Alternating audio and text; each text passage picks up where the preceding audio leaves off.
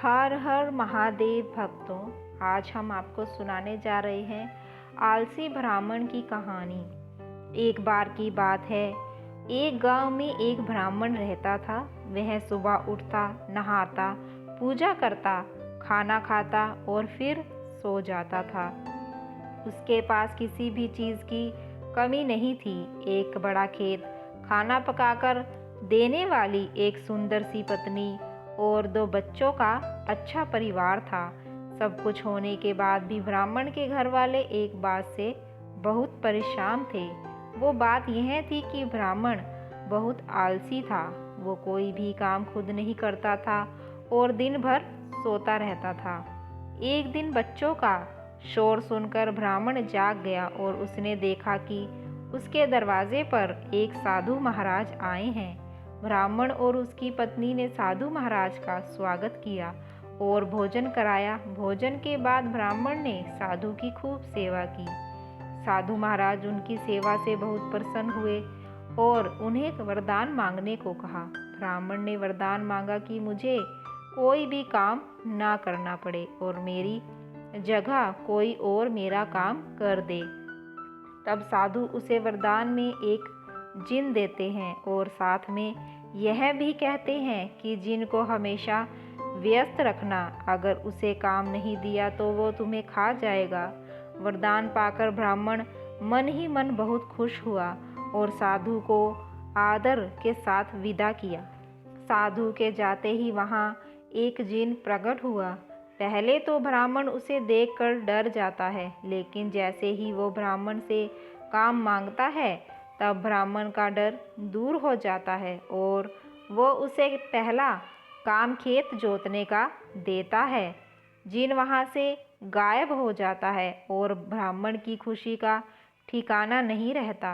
कुछ ही देर में जिन फिर आ जाता है और बोलता है कि खेत जोत दिया, दूसरा काम दीजिए। ब्राह्मण सोचता है कि इतना बड़ा खेत इसने इतनी जल्दी कैसे जोत दिया। ब्राह्मण इतना सोच ही रहा था कि जिन बोलता है कि जल्दी मुझे काम बताओ, नहीं तो मैं तुम्हें खा जाऊंगा। ब्राह्मण डर जाता है और बोलता है कि जाकर खेतों में सिंचाई करो। जिन फिर वहाँ से गायब हो जाता है और थोड़ी ही देर में फिर आ जाता है। जिन आकर बोलता है कि खेतों की सिंचाई हो गई, अब अगला काम बताइए।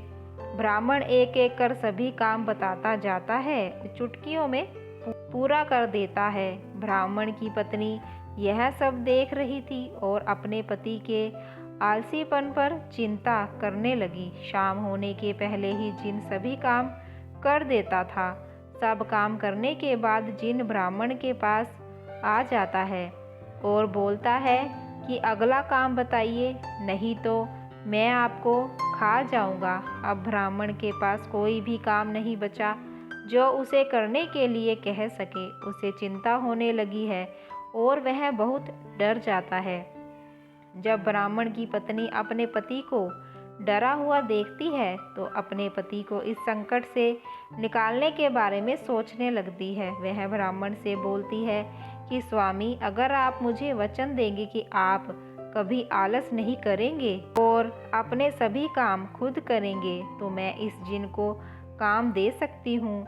इस पर ब्राह्मण सोचता है कि पता नहीं यह क्या काम देगी। अपनी जान बचाने के लिए ब्राह्मण अपनी पत्नी को वचन दे देता है। इसके बाद ब्राह्मण की पत्नी जिन से बोलती है कि हमारे यहाँ एक कुत्ता है, तुम जाकर उसकी पूँछ सीधी कर दो। याद रखना, उसकी पूँछ एकदम सीधी होनी चाहिए। जिन बोलता है कि अभी यह काम कर देता हूँ। यह बोलकर वह वहाँ से चला जाता है। लाख कोशिश के बाद भी वह कुत्ते की पूँछ सीधी नहीं कर पाता और हार मान लेता है। हार कर जिन ब्राह्मण के यहाँ से चला जाता है। उस दिन के बाद से ब्राह्मण अपने आलस को छोड़कर सभी काम करने लगता है और उसका परिवार खुशी खुशी रहने लगता है। प्यारे भक्तों, हमें कभी भी आलस नहीं करना चाहिए। आलस करने से हम मुसीबत में फंस सकते हैं, इसीलिए हमें आलस छोड़कर अपना काम खुद ही करना चाहिए।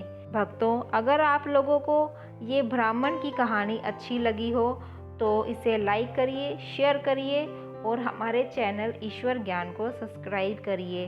भगवान शिव सदैव आपके साथ हैं। हर हर महादेव।